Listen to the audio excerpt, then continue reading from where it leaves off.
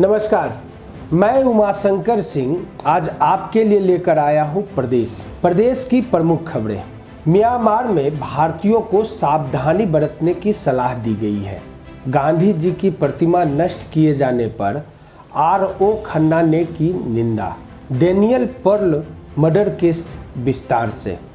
शांति Nobel की दौड़ में ग्रेटा नबेलनी, विश्व स्वास्थ्य संगठन के साथ साथ डोनाल्ड ट्रंप भी। अब खबरें विस्तार से। म्यांमार में भारतीयों को सावधानी बरतने की सलाह दी गई है।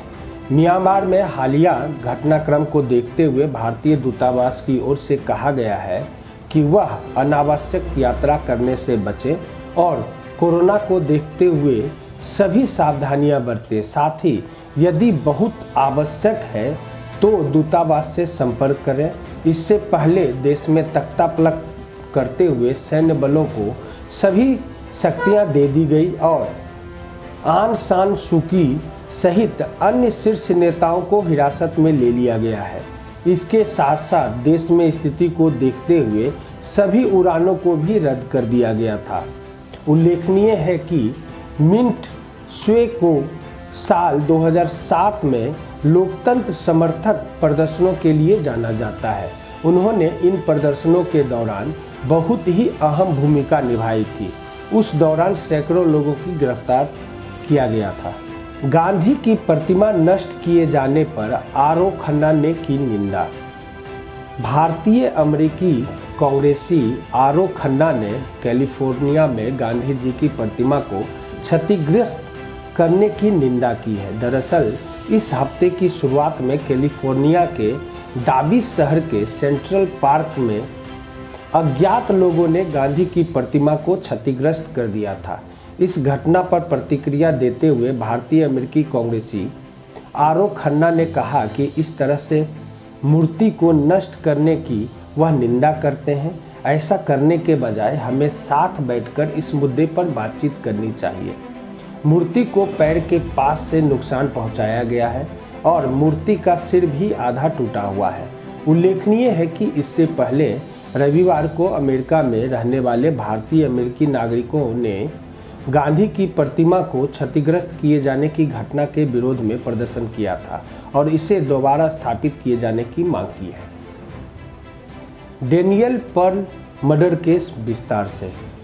पाकिस्तानी सुप्रीम कोर्ट ने पत्रकार डेनियल पर्ल की हत्या के मामले में आरोपियों को रिहाई को निलंबित करने के सरकार के अनुरोध को खारिज कर दिया है।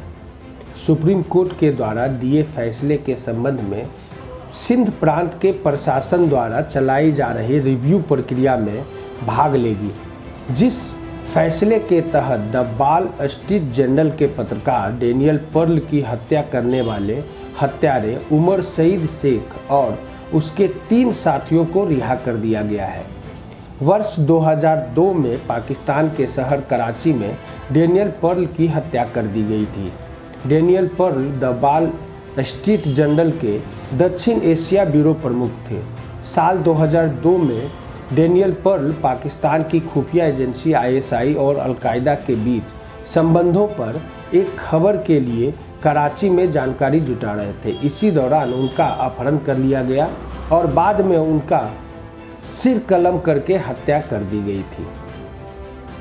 शांति नोबेल पुरस्कार की दौड़ में ग्रेटा नबेलनी, विश्व स्वास्थ्य संगठन के साथ साथ डोनाल्ड ट्रंप भी। वर्ष 2021 के शांति नोबेल पुरस्कार की दौड़ में ग्रेटा थनबर्ग, नबेलनी, विश्व स्वास्थ्य संगठन के साथ साथ अमेरिका के पूर्व राष्ट्रपति डोनाल्ड ट्रंप भी शामिल है।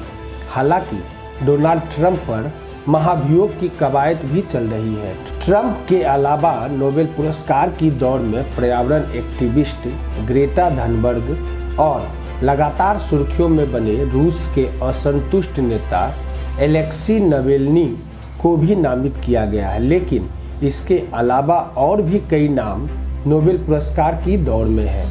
नोबेल पुरस्कार के लिए कई तरह के प्रस्ताव नामांकन के तौर पे कमिटी को मिलते हैं। दुनिया भर के देशों की संसदों से नामांकन भेजा जा सकता है।